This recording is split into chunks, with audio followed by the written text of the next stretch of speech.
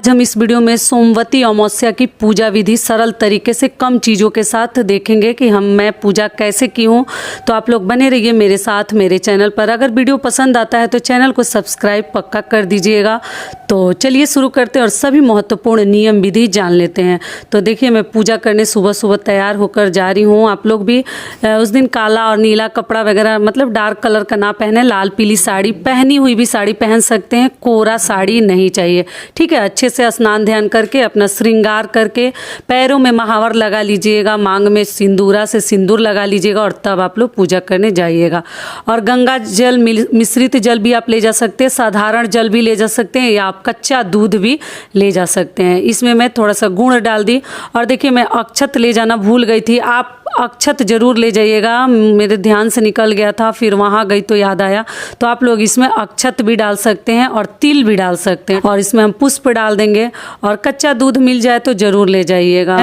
वासुदेव जी को जल दूंगी। ठीक है, हम ओम वासुदेवाय नमः, ओम वासुदेवाय नमः मंत्र बोलते हुए हम जो है जल अर्पित करेंगे। पीपल वृक्ष की इसमें पूजा करते हैं। नियम विधि थोड़ा सा बट सावित्री जैसा ही है, लेकिन सोमवती अमावस्या का पूजा उसी से मिलता जुलता है, थोड़ा सा अलग है, बहुत ज़्यादा अलग नहीं है, थोड़ा बहुत है। उसके बाद से दीपक हमें लेनी है। तो देखिए, दीपक जो है आप लोग रुई की बाती मत डालिएगा। मैं सामग्री भी बता चुकी हूँ, दिखा चुकी हूँ, और पूजा विधि भी थोड़ा सा मैं बता चुकी हूँ। मेरे चैनल पे वीडियो है, ठीक है, आप लोग चेकआउट कीजिएगा। और इसमें देखिए, दीपक जला के सबसे पहले हम रख लेंगे जल देने के बाद, क्योंकि दीपक जो है किसी भी पूजा पाठ का साक्षी माना जाता है, आप लोग को मालूम ही है। तो दीपक जलाकर मैं वहाँ पर पहले भगवान को दिखाकर और एक दीपक प्रज्वलित करके नीचे रख लूँगी। ठीक है, उसके बाद आगे की पूजा विधि आप लोग देखते रहिए, आप लोग को अच्छे से समझ में आएगा। लेकिन देखिए, लोग अपने अपने तरीके से करते हैं। कई लोग वहाँ पे कलश रखते हैं, लेकिन हम लोग कलश नहीं रखते, हम लोग साधारण और सिंपल नियम से करते हैं। आप लोग देख लीजिएगा, आपके यहाँ कलश रखाता होगा तो आप लोग रख लीजिएगा। तो ये ऐपन है, ये चावल और हल्दी, चावल के आटा और हल्दी से मिलाकर ऐपन तैयार किया जाता है। चावल का आटा नहीं मिलता है तो आप गेहूं के आटे से भी ये ऐपन बना सकते हैं। गाढ़ा सा पेस्ट बना लीजिए घोल के। और आप लोग पूछे दीदी सोना धोबिन कैसे बनाएं, तो देखिए, यही मैं सोना धोबिन बना रही हूँ। उन्हीं के लिए ये पूजा प्रचलित है, सभी को मालूम है कि सोना धोबिन की एक व्रत कथा भी है। तो देखिए, इसी में आप लोग को एक सिर बना लेना है आइडिया से, 2 हाथ बना लेना है, 2 पैर बना लेना है एक के ऊपर। बट सावित्री में हम सावित्री माता की बनाते हैं और इसमें हम सोना धोबिन की प्रतिमा बनाते हैं। एक आकृति सी बना लेनी है, जैसा भी आपसे आ जाए। और 5 यहाँ पे थाप लगानी है, 5 उंगली से 5 जगह लगा लीजिएगा। पीपल वृक्ष की हम पूजा करेंगे तो ठीक है, समझ में आ रहा है। एक एक चीज़ों को ध्यान से देखते चलिए।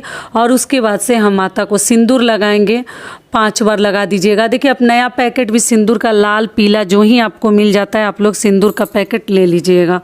और अगर आप चाहें तो नहीं है आपके पास कोरा सिंदूर, तो आप जो है पूजा के सिंदूर में से भी एक पेपर में थोड़ा सा ढाल लीजिएगा और वो सिंदूर भी आप लेकर जा सकती हैं। तो देखिए, मैं सभी को टिक दी, मतलब तिलक लगा दी, और 5 जगह जो थाप लगाई थी उस पर भी लगा दी। और वीडियो पसंद आता है तो प्लीज़ आप लोग को रिक्वेस्ट करती हूँ, बहुत मेहनत लगता है वीडियो बनाने में मुझे, तो चैनल को सब्सक्राइब पक्का कर दीजिएगा और वीडियो को लाइक कर दीजिएगा। ठीक है, तो देखिए, एक पीला कपड़ा, हमारे घर में कतरन तो बहुत प्रकार के होते हैं, अगर हम सिलाई करते हैं तो, या ऐसा कॉटन का कपड़ा है आपके पास तो लाल पीला मतलब कलरफुल कपड़ा ले लीजिएगा। और इसमें ऐपन के सहारे हम लोग जो है माता को एक वस्त्र अर्पित करेंगे। तो आप लोग एक वस्त्र स्वरूप ये अर्पित कीजिएगा। अगर ये नहीं है कपड़ा आपके पास तो आप क्या कीजिएगा, कलावा भी इस जगह पे अर्पित कर सकती हैं। हो गया। तो देखिए, मैं उनको पूरे अच्छे से श्रृंगार कर दी और एक वस्त्र भी दे दी। उसके बाद से हमें क्या करनी है, देखिए आप लोग ध्यान से देखते चलिए। उसके बाद हम पुष्प अर्पित करेंगे। लाल फूल मिले तो लाल लीजिएगा, सफ़ेद मत लीजिएगा। ऐसे सफ़ेद वासुदेव जी को चढ़ता है ऐसा कुछ नहीं है, लेकिन माता को लाल ही मिले, पीला मिले तो चढ़ाइएगा। ठीक है। और ये जो व्रत है ना, मतलब सुहाग के लिए किया जाता है, सुहाग में वृद्धि के लिए, हमारे पति के दीर्घ आयु के लिए व्रत किया जाता है। तो हर सुहागन महिलाएं सोमवती अमावस्या का व्रत जरूर करें। व्रत करें या ना करें, पूजा जरूर करें। तो यहाँ मैं फल चढ़ा दी, जो ही फल आप चाहें अपने मर्जी के अनुसार आप लोग चढ़ा सकते हैं। जो आपके घर में है, आपके पास है, जो जुट जाता है, जो मिल जाता है वही चढ़ाइएगा।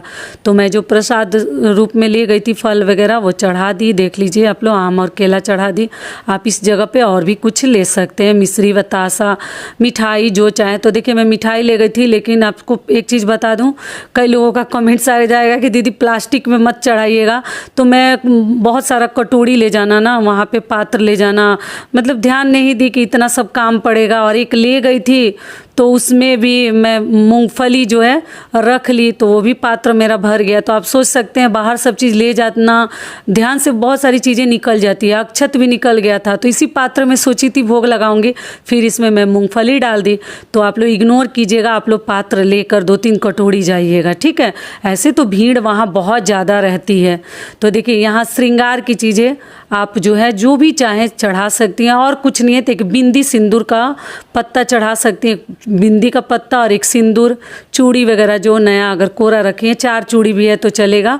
आप जो है कुछ भी श्रृंगार की चीज़ें सोमवती अमावस्या के दिन जरूर चढ़ानी चाहिए। दिन उस दिन क्या है, सोमवार, सोमवार के दिन ये अमावस्या तिथि पड़ी है, तो आप लोग को मालूम ही है। और आप केवल पूजा करके भी लाभ उठा सकते हैं। व्रत अगर आपसे नहीं होता है तो आप लोग मत कीजिएगा। अगर व्रत करते हैं तो केवल मीठा भोजन कीजिएगा। तो हर चीज़ में देखिए मैं स्पर्श करा दी, छुआ दी माता से जो मैं प्रतिमा और आकृति बनाई हूँ। और छुआने के बाद यहाँ नीचे रखते जाना है। ऐसे तो भीड़ रहती है, आप लोग बोलते हैं दीदी सबका बदल जाता है, एक दूसरे में मिक्स हो जाता है, थोड़ा बचा के ही रखिएगा। और पति के लिए देखिए आप टी शर्ट भी ले सकते हैं, बनियान भी ले सकते हैं, एक रुमाल भी ले सकते हैं, या ऐसा शर्ट पैंट का कपड़ा रखे हैं तो भी आप लोग ले सकते हैं, स्पर्श करा के और अपने पति के लिए बनवा सकते हैं, ठीक है। तो पति से संबंधित चीज़ें भी सुहाग वाले व्रत में चढ़ा दे तो ज़्यादा बेहतर है।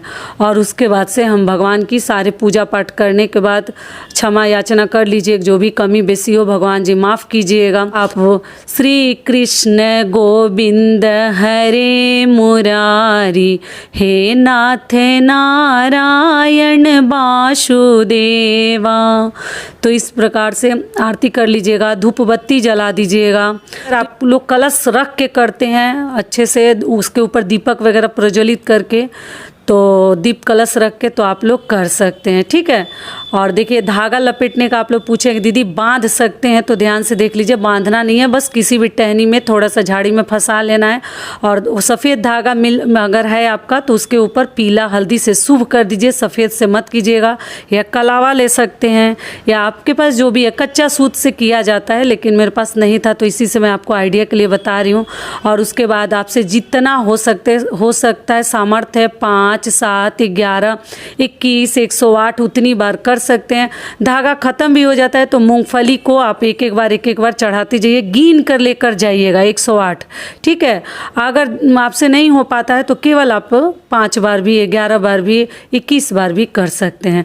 तो इस प्रकार से देखिए धागा से हमें फेरी लगानी है, भांवड़ देनी है। और सुबह में ही कीजिएगा। पूजा का शुभ मुहूर्त आप लोग पूछते हैं तो देखिए पीपल वृक्ष की पूजा धूप होने से पहले कर ले तो ज़्यादा बेहतर है। जितनी बार आएंगे उतनी बार माता को सिंदूर लगाएंगे और वही उंगली अपने मांग में भरते जाएंगे, जो कि आप लोग को बट सावित्री में मैं समझा चुकी हूँ। ये चीज़ें आप लोग को आइडिया हो गया होगा।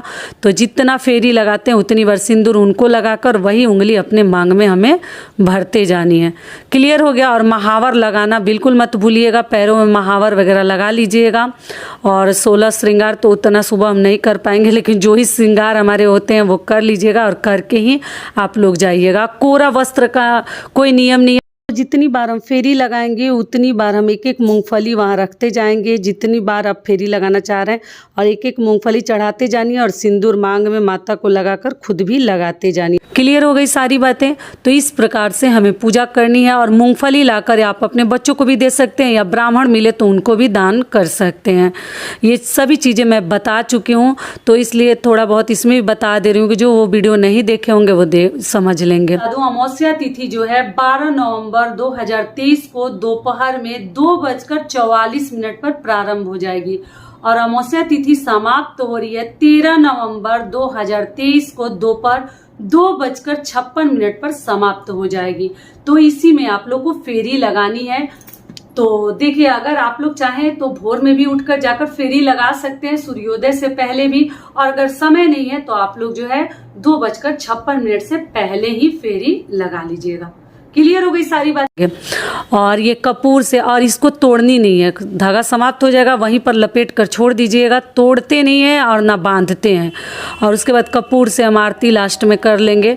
कर्पूर गौरम करुणावतारम संसार सारम भुजगेंद्रहारम सदा वसंतम हृदयारविंदे भवम भवानी सहितम नमामि।